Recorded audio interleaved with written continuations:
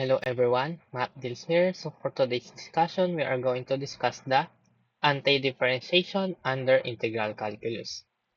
So first is, what is the anti-differentiation?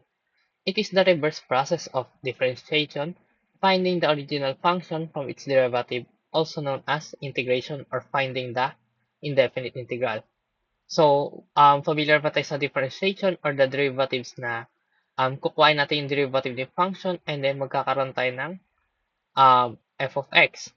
So, kapag anti-differentiation yung gagawin natin, we have to go the integral of small letter f of x dx is equal to the f of x plus c. As we observe dito sa part ng differentiation, yung answer natin sa derivative kapag in-integral natin, makakuha natin yung um, dinerivative nating function, which is f of x, and then magkakaroon tayo ng additional plus c. Kasi we notice that kapag nagde-derivative tayo ng constant is lumalabas doon ay 0, right? Pero dito kasi sa anti-differentiation, di natin mananotice kung ano yung 0 doon, kaya naglalagay na tayo ng plus c para may input natin na meron tayong constant doon.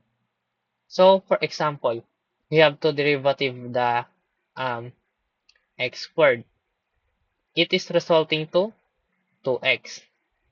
Now, kapag inintegral naman natin si 2x dx, the answer should be x squared plus c.